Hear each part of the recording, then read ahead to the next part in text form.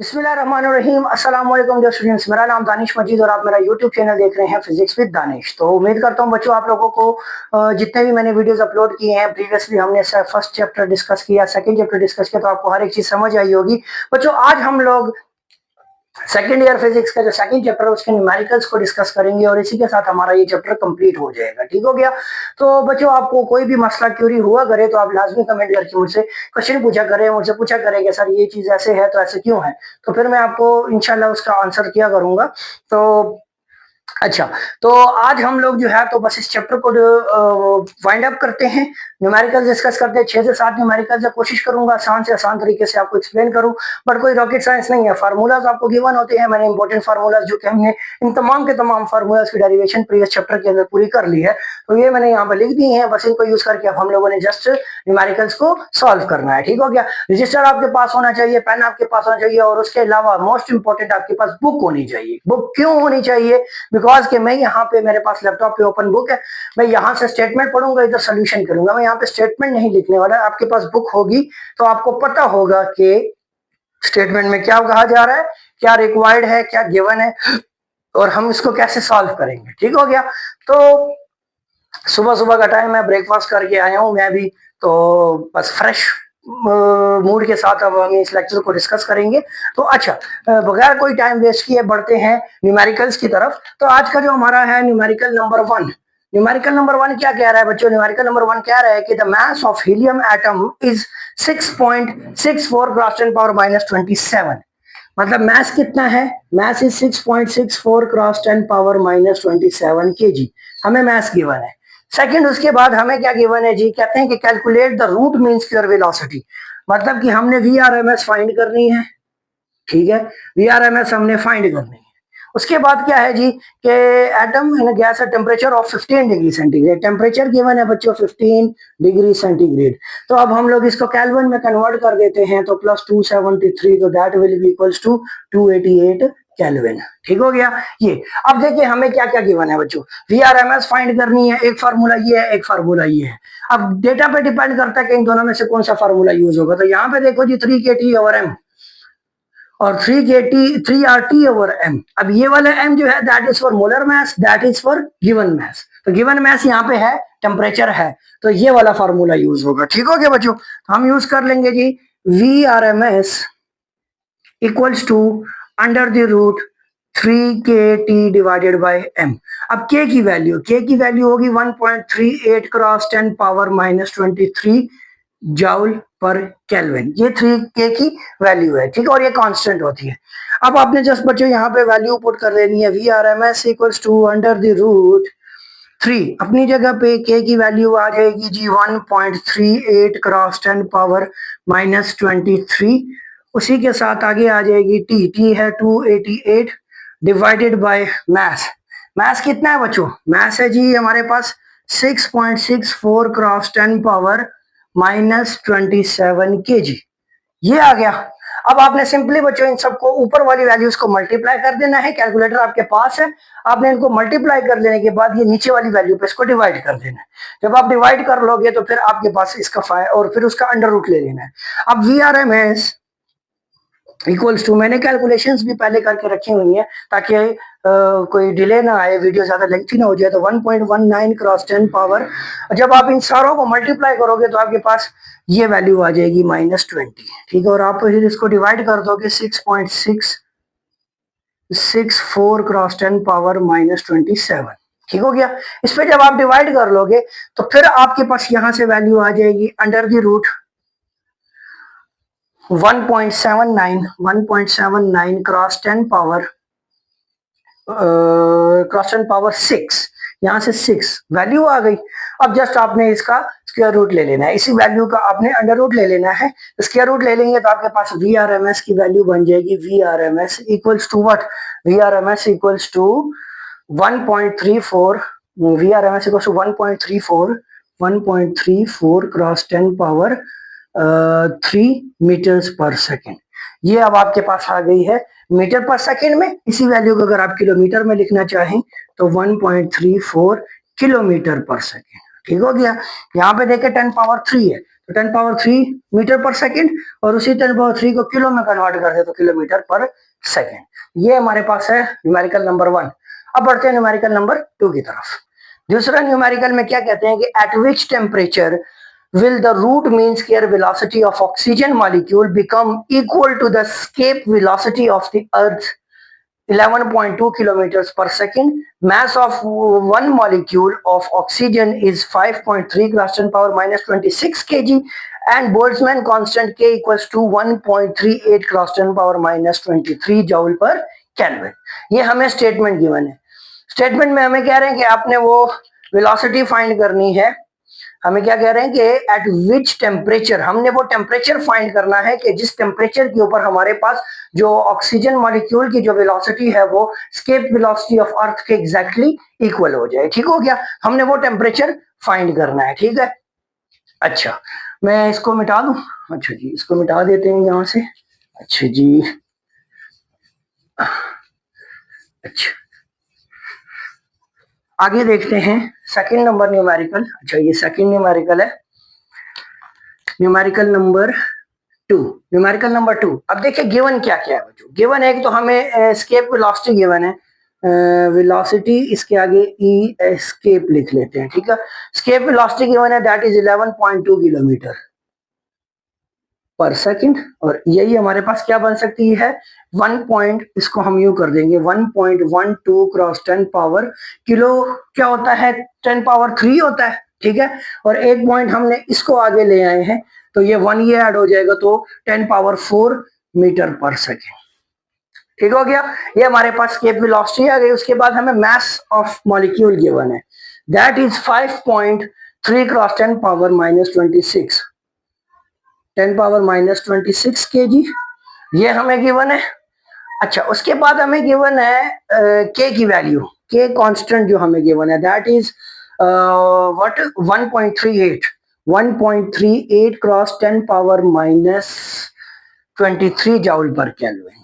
ठीक हो गया, जाउल पर केल्विन ये हमें गिवन है। ठीक है, अब यहाँ पे हमने एक्चुअल में टेम्परेचर फाइंड करना है। ठीक हो गया, अब टेम्परेचर जब हमने फाइंड करना है तो अब जरा फार्मूलाज की तरफ आ जाएं। तो हमें स्पीड गिवन है, मास गिवन है और के की वैल्यू गिवन है। यहाँ पे अगर आप इस फार्मूला की तरफ देखें तो मास और स्पीड 3 और के तो कांस्टेंट है और mv हमें यहाँ पे मौजूद है हमारे पास, तो हम ये वाला फार्मूला यूज कर लेंगे। तो सिंपल फार्मूला क्या बनेगा, T equals to mv square divided by 3k। Values put कर लेते हैं, मास कितना है 5.3 cross 10 power minus 26 kg।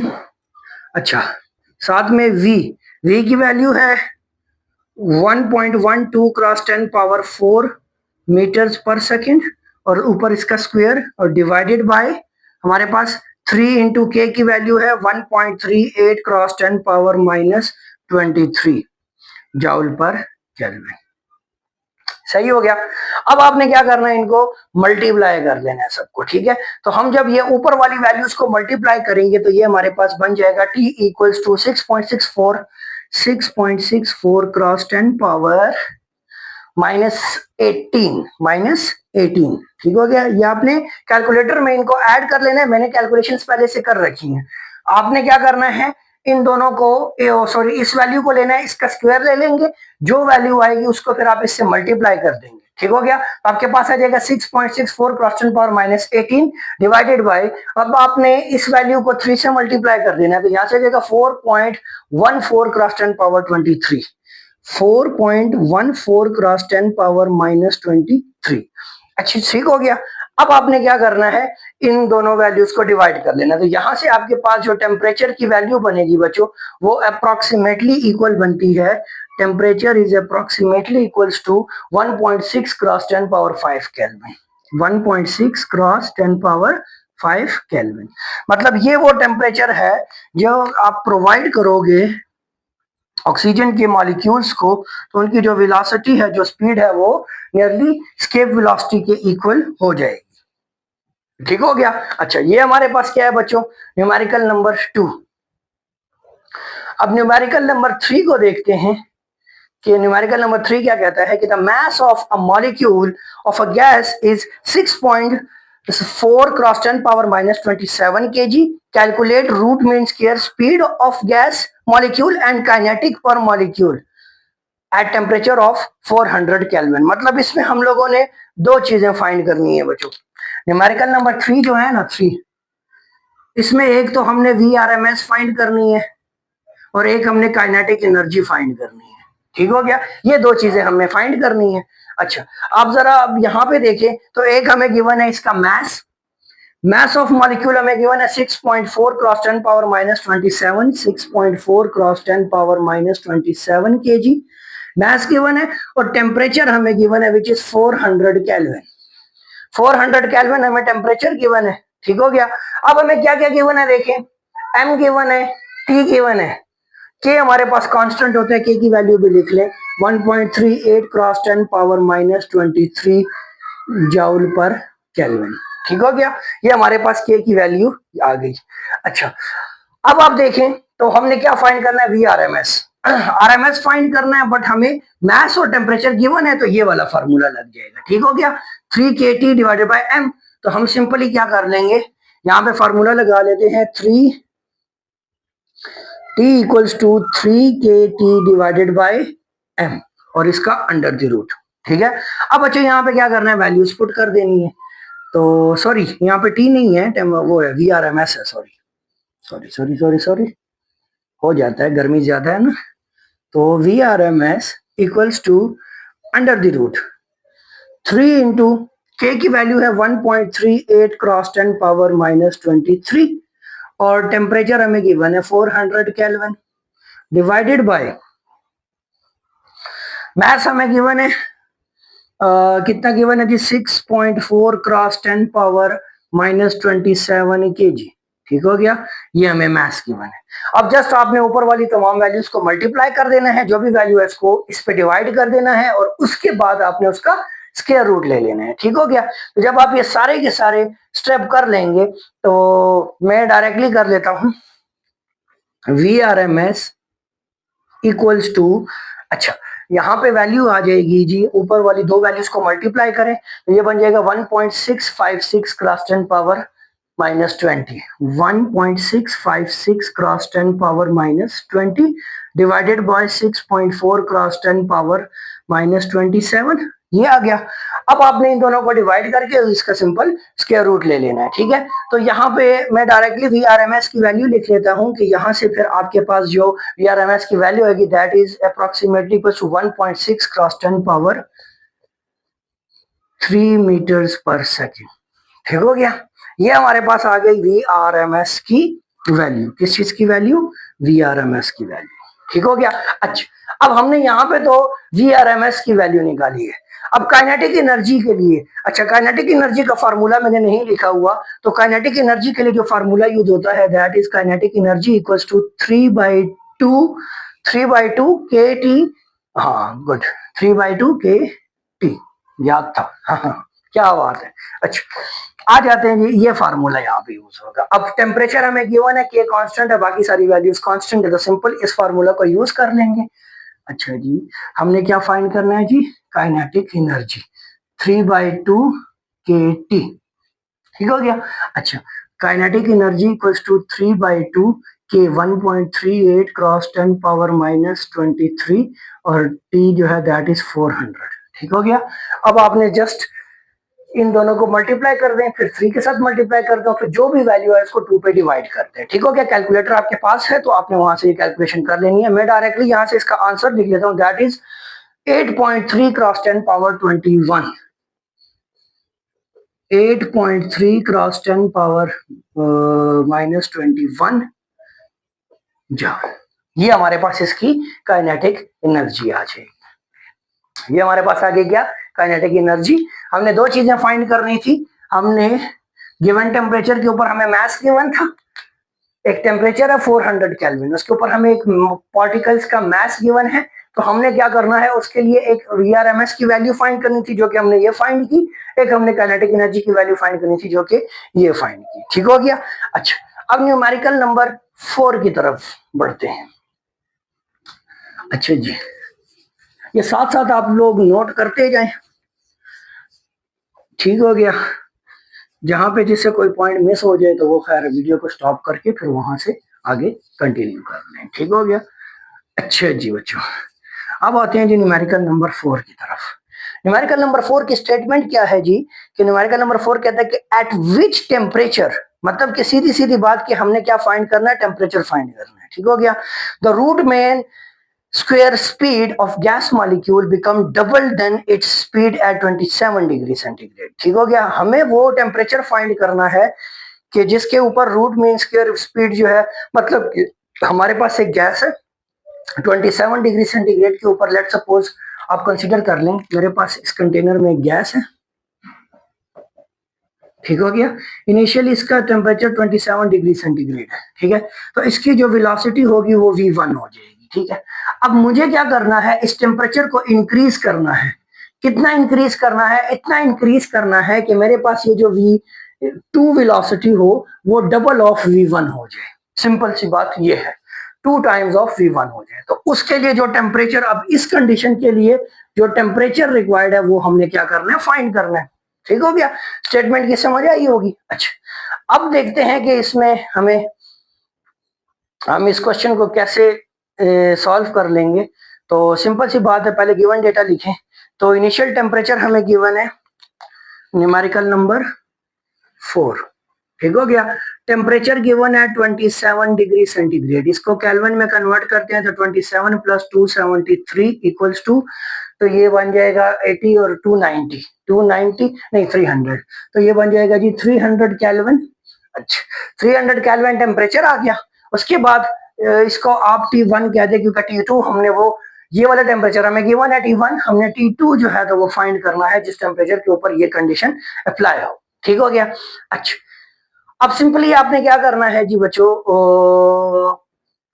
Formula देखें टेम्परेचर वाला, कौन सा फार्मूला लगे कि VRMS इक्वल्स टू 3K/m, हाँ यही फार्मूला है, ठीक हो गया। अच्छा जी,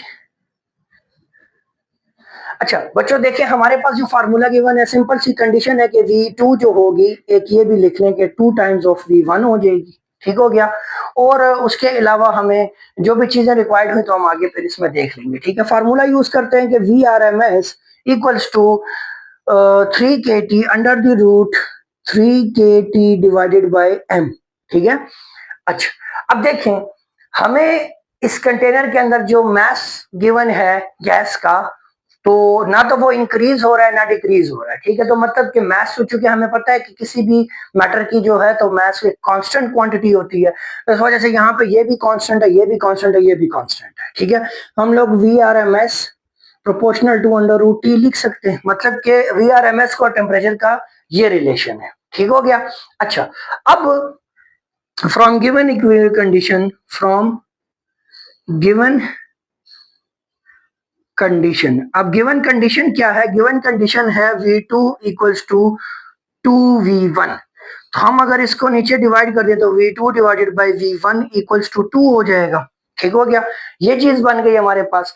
अब अगर हम लोग इसको इस कंडीशन में लिख सकते हैं कि वेलोसिटी टू टाइम, मतलब कि V2 divided by V1 equals to 2 है, ठीक है। तो यहाँ पे देखो तो इन दोनों के दरमियान डायरेक्ट रिलेशन है कि नहीं, तो मतलब कि जो रिलेशन यहाँ पे इन दोनों के दरमियान है वो टेम्परेचर के दरमियान भी आएगा। हम सिंपली जो है, क्योंकि ये एक दूसरे पे डिपेंड करते हैं, तो हम लिख लेंगे कि T2 divided by under root T1, ठीक हो गया। इसकी जगह पे हमने T1 कर दिया, इसकी जगह पे T2 कर दिया, ये इक्वल हो जाएगा 2 के, ठीक हो गया, समझ आई। अच्छा, अब सिंपली क्या करना है कि अब आपने इसमें से अंडर रूट को कॉमन ले लेना है, ये बन जाएगा T2 over T1 equals to 2। अब आपने क्या करना है, इन दोनों साइड्स पे ना स्क्वायर ले लेना है, तो T2 डिवाइड बाय T1 का होल स्क्वायर इक्वल्स टू 2 का होल स्क्वायर, ठीक है। तो बच्चों यहां से हमारे पास ये और ये कैंसिल हो जाएंगे, जब ये कैंसिल हो गया तो पीछे क्या बच गया, T2 divided by T1 equals to 4। अब आपने सिंपली इसको उधर ले जाना है, तो ये बन जाएगा T2 equals to 4 times of T1, ठीक हो गया। अच्छा, ये चीज बन गई। अब सिंपली क्या करना है, यहाँ पे T1 टेम्परेचर कितना है, दैट इज किधर गया, 300 केल्विन। तो 300 केल्विन है तो आप इसको 4 से मल्टीप्लाई कर दो, तो 300 मल्टीप्लाई 4, तो यहां से बन जाएगा 1200 केल्विन। मतलब ये वो टेम्परेचर है 1200 केल्विन जिसके ऊपर हमारे पास क्या है। अब अगर आप इसको सेंटीग्रेड में कन्वर्ट करना चाहते हो तो सिंपल आप क्या करोगे, 1200 में से कितने को माइनस करोगे, 1200 में से हम लोग 273 को माइनस सिंपल हमारे पास फार्मूला क्या है बच्चों, देखिए ना, centigrade equals to kelvin plus 273, sorry minus 273, ये फार्मूला है, ठीक है गया।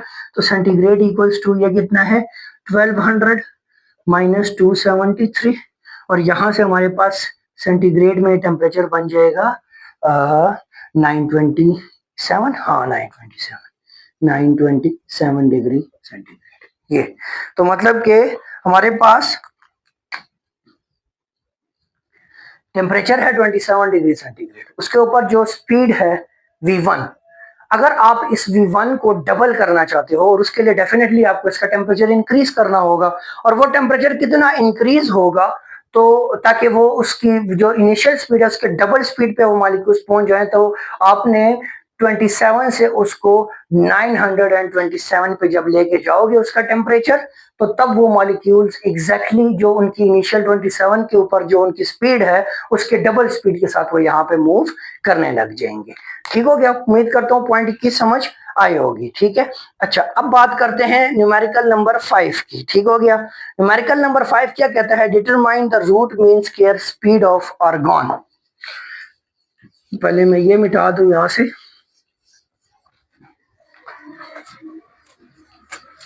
अच्छा जी, तो आर्गन, आर्गन भी आ गई जी, गैस आ गई। अच्छा, उसके लिए हमने क्या फाइंड करना है कि determine the root mean square speed of argon atoms, मतलब कि न्यूमेरिकल नंबर 5 में भी हमने VRMS क्या करनी है, फाइंड करनी है, ठीक हो गया। हम किसके लिए, आर्गन के एटम्स के लिए जिसका टेम्परेचर जो है at temperature of 40 degree centigrade, 40 degree centigrade temperature है, और the molar mass of argon is 39 molar mass हमें गिवन है आर्गन का 39.95 ग्राम पर मोल, ठीक हो गया। ठीक है जी, RMS फाइंड करनी है। अब हमने टेम्परेचर भी गिवन है, मोलर मास भी गिवन है, आर की वैल्यू हमारे पास, चूंकि आर एक कांस्टेंट है तो हमारे पास सिंपल, तो ये कोई इतना कोई डिफिकल्ट क्वेश्चन नहीं होने वाला, आसान सा क्वेश्चन है।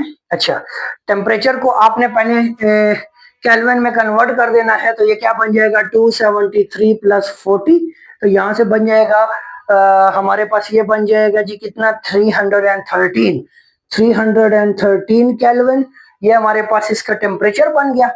अच्छा, अब आपने क्या करना है जी, आर की वैल्यू हमारे पास क्या है, आर की वैल्यू होती है जी 8.314 जाउल पर केल्विन, ये हमारे पास आर की वैल्यू आ गई, ठीक हो गया, पर मोल पर केल्विन, ठीक हो गया, मोल केल्विन हो जाएगा।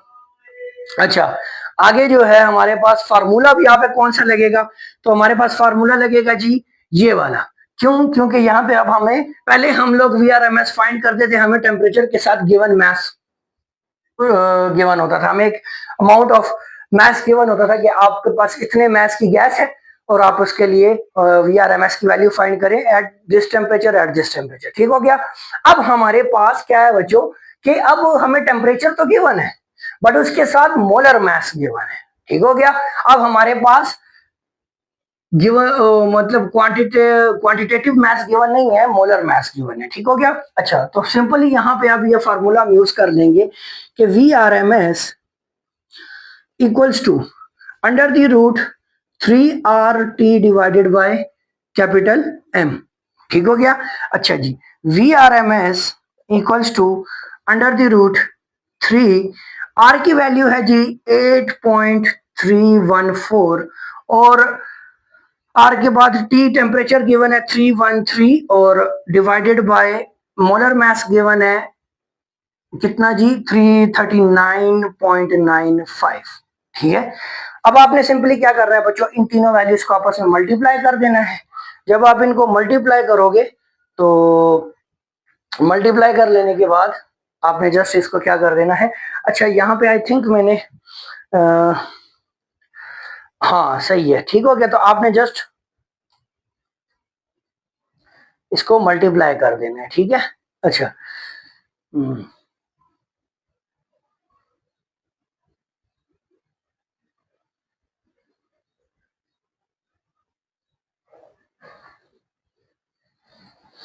अच्छा, जब आप इनको सारों को मल्टीप्लाई कर देंगे तो हमारे पास क्या बन जाएगा कि आपके पास जो फाइनल इक्वेशन आएगी, तो सिंपल आपने इनको मल्टीप्लाई कर लेने के बाद सबको मल्टीप्लाई किया और VRMS, मैं जरा डेटा चेक कर रहा था कि कोई चीज मिसिंग ना हो, तो VRMS इक्वल्स टू अच्छा उसके बाद आ जाएगा जी आपके पास 194, मैं डायरेक्टली वैल्यू लिख लूं तो 442 मीटर पर सेकेंड, 442 मीटर्स पर सेकेंड, ठीक है। ये मैंने डायरेक्टली वैल्यू लिख दी है। अब ये VRMS की वैल्यू है इस टेम्परेचर के ऊपर, 40 डिग्री सेंटीग्रेड के ऊपर, ठीक हो गया। तो सिंपल बच्चों आपने इसके साथ अब करना क्या है, इन दोनों वैल्यूज को मल्टीप्लाई करना है, फिर इसके साथ मल्टीप्लाई करना है, इस पर डिवाइड कर देना है, बात खत्म, ठीक है। अच्छा ये आपके पास न्यूमेरिकल नंबर 5 आ गया। अब बात करते हैं न्यूमेरिकल नंबर 6 की। न्यूमेरिकल नंबर 6 क्या कहता है, तो न्यूमेरिकल नंबर 6 हमें कहता है कि calculate the number of gas molecules in a cubic metre of gas at standard temperature and pressure STP। मतलब कि आपके पास STP स्टैंडर्ड टेम्परेचर प्रेशर की कंडीशंस गिवन है आपको, और आपको कह रहे हैं कि आपने कैलकुलेट करना है number of gas molecules, 1 metre cube box है उसके अंदर number of gas molecules of gas हमने फाइंड करने हैं, ठीक हो गया, एट स्टैंडर्ड टेम्परेचर प्रेशर, ठीक हो गया। तो इसके लिए अब हमें देखनी है कंडीशन हमें गिवन क्या क्या है। तो सिंपल हम लोगों को गिवन है बच्चों, स्टैंडर्ड टेम्परेचर प्रेशर कितना होता है, न्यूमेरिकल नंबर 6, स्टैंडर्ड टेम्परेचर जो होता है गैस का 1.013 cross 10 power 5, 1.013 cross 10 power 5 pascal, ठीक हो गया। ये प्रेशर है, ठीक हो गया। अच्छा इसको 10 पावर 2 करके किलो पास्कल भी आप लिख सकते हो, बट पास्कल्स में इसको रहने। वॉल्यूम कितना होता है स्टैंडर्ड टेम्परेचर प्रेशर के ऊपर, तो वो 1 मीटर क्यूब होता है, ये आपने याद रखना है। STP के ऊपर जो आई थिंक ये चीज आप लोगों ने फर्स्ट ईयर केमिस्ट्री के अंदर भी पढ़ी होगी, वहां पे स्टैंडर्ड टेम्परेचर प्रेशर के ऊपर प्रॉपर कंडीशंस हैं, ठीक हो गया। और उसके उसके अंदर फिर हम लोग पढ़ते हैं कि ये हमारे पास 1 मीटर क्यूब होना चाहिए। अच्छा टेम्परेचर जो होता है स्टैंडर्ड टेम्परेचर, तो वो simply 1 degree centigrade 0 degree centigrade होता है, तो जो उसके ऊपर केल्विन में 273 केल्विन आ जाता है, ठीक हो गया। अच्छा प्रेशर भी हमने लिख दिया, स्टैंडर्ड स्टैंडर्ड वॉल्यूम भी लिख दिया, स्टैंडर्ड टेम्परेचर भी लिख दिया, ठीक हो गया। अब आते हैं कंडीशन की तरफ, तो हमें कंडीशन तो खैर कोई भी नहीं गिवन, बट हमारे पास आर की वैल्यू जो है, आर की वैल्यू क्या हो जाएगी, आर की वैल्यू होती है 1.38, सॉरी के की वैल्यू, आर की नहीं के की, क्योंकि अब हम लोग यहाँ पे फार्मूला कौन सा यूज करेंगे, PV equals to NKT। NRT हम यूज नहीं करते क्योंकि नंबर ऑफ मोल्स हमें गिवन नहीं है, ठीक हो गया। तो N, ये जो N होता है ना, ये एक्चुअल में यूं होता है number divided by Avogadro's number, ठीक हो गया। अब जब हम इसको यहाँ पे पुट करते हैं, ये यहाँ पे जब PV इक्वल्स टू N की जगह पे NRT डिवाइडेड बाय NA आता है, तो फिर हम इसको जो है तो वो क्या कर देते हैं, NKT कर देते हैं। अब हमने ये N क्या करना है, एक्चुअल में फाइंड करना है, ठीक हो गया। इस N की वैल्यू हमने फाइंड करनी है, ठीक है। स्मॉल n, अब ये वाला फार्मूला हम इसलिए यूज नहीं कर सकते कि हमें स्मॉल n की वैल्यू फाइंड नहीं करनी, हमें एक्चुअल में इस कैपिटल N की वैल्यू फाइंड करनी है, ये वाला जो कि नंबर ऑफ मॉलिक्यूल्स को रिप्रेजेंट कर रहा है, ठीक हो गया। तो हम लोग क्या करेंगे, इस फार्मूला को यूज करेंगे, तो जाहिर बात हमें k की वैल्यू चाहिए, that is 1.38 cross 10 power -23 joule per kelvin, ठीक हो गया, यही वैल्यू है, हाँ जी यही वैल्यू है। अच्छा आगे देखें तो PV equals to NKT, PV equals to NKT, ये हमारे पास फार्मूला आ गया। सिंपल वैल्यूज पुट करनी है, बट पहले एडजस्ट कर लेते हैं, तो ये PV डिवाइडेड बाय KT हो जाएगा, ठीक है। N इक्वल्स टू P कितना है, 1.38 013 क्रॉस 10 पावर 5 पास्कल। V कितना है 1 मीटर क्यूब है, डिवाइडेड बाय K कितना है 1.3 क्रॉस 10 पावर 38 क्रॉस, यार 1.38 क्रॉस 10 पावर -23 आ गया। और मल्टीप्लाई टेम्परेचर हमें कितना गिवन है, तो टेम्परेचर इज 273, स्टैंडर्ड टेम्परेचर है तो 273 बन जाएगा। ठीक हो गया। अब आपने बच्चों सिंपली क्या करना है, इसको तो इसके मल्टीप्लाई करोगे तो यही वैल्यू दोबारा आ जाएगी। इन दोनों वैल्यूज को मल्टीप्लाई करना, फिर इस वैल्यू को इस पे डिवाइड कर देना और आपके पास n की वैल्यू आ जाएगी। सिंपल, कैलकुलेटर आपके पास है, कैलकुलेटर पे आपने इसको कैलकुलेट कर लेना है। तो मैं डायरेक्टली यहाँ से n की वैल्यू लिख देता हूँ। तो n की वैल्यू हमारे पास क्या आ जाएगी, ये आ जाएगी 2.68 cross 10 power 2.68 cross 10 power 25 molecules.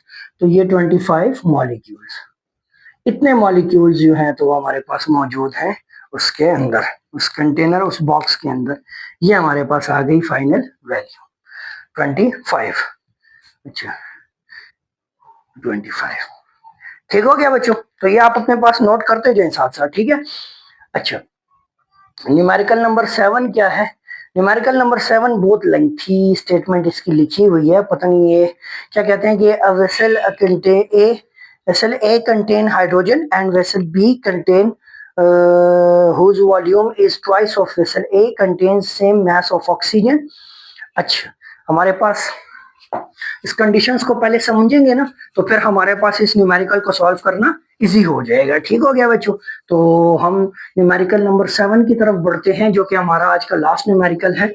अच्छा जी, न्यूमेरिकल नंबर 7, नंबर 7 कहते हैं कि आपके पास जी एक है वेसल ए है, ठीक हो गया, एक जी वेसल ए है और एक वेसल बी है, ठीक हो गया। तो वेसल ए क्या कहती है जी, कहते हैं कि vessel A contains hydrogen gas, इसके अंदर हमारे पास क्या है, हाइड्रोजन गैस है, हाइड्रोजन है गैस है, ठीक हो गया, वो हमें पता चल गया। अब ये कह रहे हैं कि अनदर वेसल बी, एक वेसल बी है जिसका वॉल्यूम जो है ट्वाइस ऑफ वेसल ए है, मतलब 2 टाइम्स ऑफ वेसल ए, इसका वॉल्यूम। ये मैं पहले कंडीशन सेटिस्फाई कर लूं, और ये कौन सी है, ये बी वेसल है, बात हो रही है, ठीक हो गया। अच्छा, अब इसके अंदर कौन सी गैस है, इसके अंदर है जी ऑक्सीजन, क्या है जी, ऑक्सीजन। अच्छा, आगे देखते हैं जी कि ऑक्सीजन गैस, अच्छा on the same temperature, temperature दोनों के लिए क्या है जी, वो सेम है, टेम्परेचर सेम है। अच्छा, आगे बढ़ते हैं, फिर कहते हैं जी कि find number 1 part, find the ratio of root mean square velocities, और फिर ऑफ हाइड्रोजन एंड ऑक्सीजन, और find ratio of pressure of gas in vessel A and B, molecular mass of hydrogen and oxygen are 2 and 32 respectively, ठीक है। अच्छा, number 1 हम लोगों ने actual में फाइंड करना है इनकी रेशियो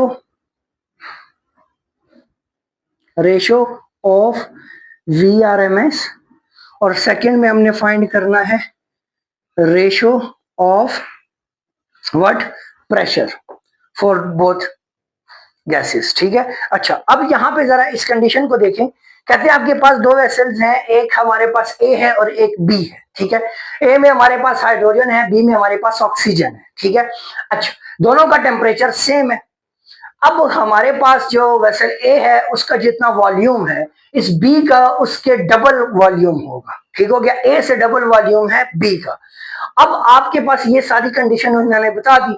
अब वो कह रहे हैं कि आप पहले इन दोनों ए और बी में जो स्पीड ऑफ गैस मॉलिक्यूल्स होगी, मतलब एक में हाइड्रोजन गैस मूव कर रही है, एक में ऑक्सीजन मूव कर रही है, आपने उन दोनों की स्पीड का रेशो फाइंड करना है, ठीक हो गया। आपने बताना है कि कौन सी गैस, अब जाहिर बात है हाइड्रोजन लाइटर गैस होती है, ये ज्यादा स्पीड से मूव करेगी, ठीक हो गया, ऑक्सीजन की कंपैरेटिवली। तो अब इसकी स्पीड ज्यादा होगी, तो आपने अब यही चीज रेशो में बतानी है कि हाइड्रोजन कितने टाइम्स फास्टर होगी ऑक्सीजन से। सेम फिर ये प्रेशर की बात कर रहे हैं, तो हमने इन दोनों के दरमियान रेशो ऑफ प्रेशर भी फाइंड करना है, ठीक हो गया। तो सोल्यूशन पे आते हैं। सोल्यूशन, मेरा ख्याल आई थिंक इस मार्कर की इंक भी खत्म होने वाली है ब्लैक की, चले हम लोग ब्लू से अब ये सॉल्व कर लेते हैं। अच्छा जी, अब हम लोग क्या करते हैं बच्चों, पहले हम लोग जो है तो इसका गिवन डेटा हमने देख लिया है, ठीक हो गया। अब हमने फाइंड करना है VRMS, रेशियो ऑफ वेलोसिटीज। पहले हम लोग ये फाइंड कर देते हैं, ऑफ वेलोसिटीज, ठीक हो गया। अच्छा, अब हमारे पास VRMS का फार्मूला क्या है? VRMS equals to what? VRMS equals to, अब चूंकि हमें मोलर मास गिवन है, मोलर मास हमें 2:32 गिवन है, यस, हाँ रिस्पेक्टिवली, तो 2:2 एंड 32 गिवन है, 32 for oxygen and 2 for hydrogen, ठीक है। तो मोलर मास गिवन है, तो आरएमएस का टेम्परेचर भी सेम है, तो हम ये वाला फार्मूला यूज करेंगे, ठीक हो गया। 3RT under the root 3RT divided by m, ठीक हो गया, ये फार्मूला आ गया। अच्छा, अब इसमें देखिए R भी कांस्टेंट है, 3 भी कांस्टेंट है। अब उन्होंने एक और कंडीशन भी दे दी है कि इनका टेम्परेचर भी क्या है, सेम है, तो मतलब टेम्परेचर भी कांस्टेंट हो गया, तो हम इसको लिख सकते हैं VRMS is proportional to 1 divided by under root m। हम लोग इसको यूं लिख सकते हैं, ठीक हो गया, हमने इसको यूं लिख दिया। अब सिंपली हम लोग अगर इसकी वेलोसिटीज का रेशियो फाइंड करने चाहें तो VH डिवाइडेड बाय VO ये हो जाएगा। तो जाहिर बात है ये क्या बन जाएगा कि इसका फार्मूला बन जाएगा 1 डिवाइडेड बाय MH। इसी तरह करें मैं इसको, अब देखें वेलोसिटी का और मोलर मास का इनवर्स रिलेशन है, तो ये आ जाएगा 1 divided by under root m of h और 1 divided by under root of m of o। तो अब जब हम इसको अरेंज करके लिखेंगे तो ये बन जाएगा VH divided by VO equals to, under the root common ले लेते हैं और MO divided by MH, simple ये अपोजिट हो जाएगा, ठीक हो गया। अच्छा, अब हम लोग यहाँ पे जस्ट इनकी वैल्यूज लिख लेते हैं, तो H divided by VO equals to, हमें गिवन है 32 डिवाइडेड बाय 2, तो अगर हम इसको फर्दर सॉल्व करें तो ये 16 डिवाइडेड बाय 1 आ जाएगा, ठीक हो गया, 16 डिवाइडेड बाय 1 आ गया। अच्छा, अब देखें तो 16 क्या है, 4 का स्क्वायर होता है, ठीक है, तो 4 का स्क्वायर लेंगे तो यहां से ये बन जाएगा 4 और 1 के ऊपर अंडर रूट हो या ना हो उस पर कोई फर्क नहीं पड़ता, तो 4 ओवर 1 बन जाएगा। और उसके बाद हमारे पास जो ये रेशो बन जाएगा हाइड्रोजन एंड ऑक्सीजन का, तो वो बन जाएगा 4:1, ठीक है। अब ये हमें क्या बता रही है कि हमारे पास जो हाइड्रोजन की जो स्पीड है that is 4 times of speed of oxygen, ठीक हो गया। एक तो हमारे पास ये चीज बन गई, ठीक है। आप इसको यूं भी लिख सकते हो, थोड़ा सा और अगर मॉडिफाई करके लिखे तो VH ratio VO that is equal to 4:1, ठीक हो गया, ये यूं आ गया। अब यहाँ पे तो हम लोगों ने क्या पहला पार्ट इसका कवर कर लिया, जो कि हमने क्या फाइंड करनी थी, रेशियोज फाइंड करनी थी, ठीक हो गया। अब सेकंड पार्ट पे चलते हैं, इसी न्यूमेरिकल का जो सेकंड पार्ट है दैट इज अबाउट प्रेशर, ठीक हो गया। तो अब हम लोग फाइंड करते हैं कि सेकंड पार्ट प्रेशर, प्रेशर का जो रेशो है वो फाइंड करना है हमने, ठीक हो गया। इसके लिए हम लोग क्या करेंगे, हम लोगों को पता है कि प्रेशर किसके इक्वल होता है, P equals to nRT divided by V, volume आ जाएगा, ठीक हो गया। PV इक्वल्स टू nRT होता है ना, PV इक्वल्स टू nRT, तो हमने प्रेशर फाइंड करना है तो V को इधर नीचे लाके डिवाइड कर दिया, ठीक हो गया। अच्छा, अब यहाँ पे हमारे पास number of particles of hydrogen ये इक्वल होंगे किस चीज के, ये इक्वल होंगे mass of hydrogen divided by molar mass, molar mass of hydrogen, ठीक हो गया। सेम इसी तरह ऑक्सीजन के लिए क्या हो जाएगा, mass of oxygen divided by molar mass of oxygen, ठीक हो गया।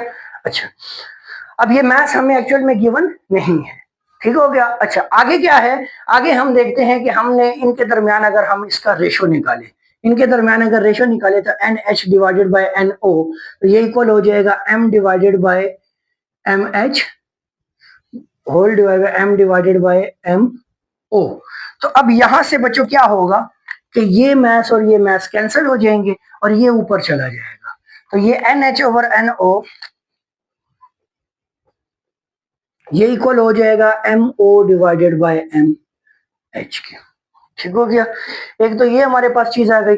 उसके बाद यहां से हम लोग अगर इसकी वैल्यू लिखें तो 32 डिवाइडेड बाय 2 और यहां से आ जाएगा 16, एक तो हमारे पास यहां से 16 वैल्यू आ गई, इन दोनों का जो रेशियो है दैट इज इक्वल टू 16:1, ठीक है। अच्छा, यहां से हम लोगों ने 16:1 निकाल लिया। अब ये NH/NO ये इक्वल हो जाएगा 16:1 के। ठीक हो गया। अच्छा, आगे देखें। अब प्रेशर के लिए, अब प्रेशर का अगर हम रेशो निकालते हैं, प्रेशर, तो यहां से मैं मार्कर चेंज कर देता हूं, चलिए आपकी आसानी के लिए। हम लोगों ने क्या करना है, प्रेशर चेंज करना है। प्रेशर के लिए तो PA/PB, हमारे पास दो वेसल्स है ना, एक वेसल ए है और एक बी है। अब pressure across A and pressure across B हमने फाइंड करना है। ठीक है। वॉल्यूम की कंडीशन हमें गिवन है कि अगर इसका वॉल्यूम V है तो इसका वॉल्यूम 2V हो जाएगा। ठीक हो गया, क्योंकि twice of the volume of A है ये। अच्छा, अब यहां पे हमारे पास क्या बन जाएगा, N/V कर देते हैं और दूसरी तरफ N0/2V कर देते हैं। ठीक हो गया। N/V डिवाइडेड बाय NH/V और N0/2V। ठीक है। अच्छा, अब हम लोग RT को हम लोगों ने इसमें इसलिए नहीं लिया, यहाँ पे देखिए एक्चुअल में हमारे पास जो फार्मूला है NRT डिवाइड बाय V है। ठीक है। R भी कांस्टेंट है और टेम्परेचर भी दोनों का सेम है, तो इसलिए उन दोनों को छेड़ने की जरूरत नहीं है। या अगर आप यहाँ पे लिखते भी हैं तो वो दोनों कैंसिल आउट हो जाएंगे, सिंपल। मैं अगर आपको प्रॉपर लिख के दूं तो देखें, RT यहाँ पे इसके साथ भी आएगा, RT इसके साथ भी आएगा। ठीक है। तो ये दोनों यहाँ से कैंसिल आउट हो जाएंगे। ठीक है। तो बाकी NH और N0 ये कैंसिल नहीं हो सकते, V और 2V, और V और 2V में से ये V और V भी कैंसिल हो जाएगा। तो पीछे हमारे पास क्या रह जाएगा, तो पीछे रह जाएगा PA divided by PB equals to, ये 2 ऊपर आ जाएगा तो 2NH डिवाइडेड बाय N0, तो 2NH/NO। अब आपने जस्ट यहाँ पे इनकी वैल्यूज पुट कर देनी है। ठीक है। तो अब हम यहाँ पे जब इसकी वैल्यूज पुट करेंगे तो ये है 2 इंटू NH, H के लिए क्या है 16 है, ये देखिए NH के लिए 16 डिवाइडेड बाय व्हाट 1, तो इसको जब मल्टीप्लाई करेंगे तो ये वहां से बन जाएगा 6 2 32, तो ये हो जाएगा 32:1। तो 32 डिवाइड बाय 1 कर दें और प्रेशर का जो आ जाएगा, तो मैं यहाँ पे इन फार्मूलाज वाली साइड को मिटा देता हूं और अब आपके पास प्रेशर बन जाएगा PA divided by PB equals to 32 divide by 1, और फिर बन जाएगा PA/PB दैट इक्वल्स टू 32:1। ठीक है, सिंपल। अब आप देखें कि हमारे पास प्रेशर और वॉल्यूम का इनवर्स रिलेशन है, यहां से देखने को आपको नजर आ रहा है। अगर आप प्रेशर को वॉल्यूम को बढ़ा रहे हो तो डेफिनेटली प्रेशर कम होगा। ठीक है।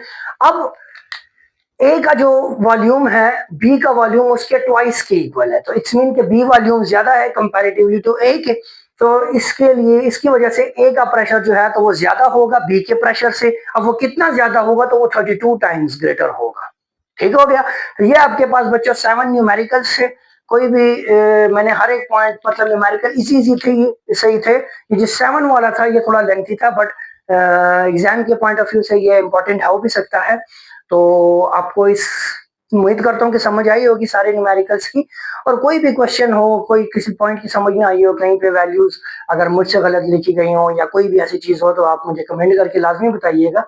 और कैलकुलेशंस वगैरह भी करें, पढ़ें और न्यूमेरिकल्स को अपने पास नोट करके रखें। ये आपके बुक के न्यूमेरिकल्स हैं। ठीक है। अभी मैं इसके ऊपर सिर्फ बुक से ही रिलेटेड जितना भी डेटा है वो सारा मैं इन वीडियोस में कवर कर रहा हूँ। ठीक है। बाद में इंशाल्लाह हम लोग जब ये सारा कोर्स कंप्लीट हो जाएगा तो फिर हम लोग जनरल लेक्चर्स भी अपलोड करना शुरू करेंगे। उसमें फिर मैं आपके साथ जो है तो डिटेल्स में फिर एक्स्ट्रा न्यूमेरिकल्स, एग्जाम्पल्स, अपनी तरफ से कुछ कंसेप्चुअल एग्जाम्पल्स और प्रीवियस पेपर्स में अगर कोई ऐसी एग्जांपल्स आई हुई हैं तो हम वो भी डिस्कस करेंगे। हर एक चीज हम वक्त के साथ साथ करते जाएंगे। ठीक हो गया। तो उम्मीद करता हूँ कि आप लोगों को ये चीजें समझ आई होंगी। अगर आप इस चैनल पर न्यू हैं तो काइंडली चैनल को लाइक सब्सक्राइब करें, वीडियो को शेयर करते जाएं और जितना भी हो हमें सपोर्ट करें इंशाल्लाह। और इसी तरह हम लोग मेहनत करते रहेंगे। तो बच्चों इसके साथ ही हमारा ये सेकंड चैप्टर कंप्लीट हो गया। तो इंशाल्लाह मिलते हैं नेक्स्ट वीडियो में अपने थर्ड चैप्टर के साथ। तब तक के लिए अपना ख्याल रखें। अल्लाह हाफिज।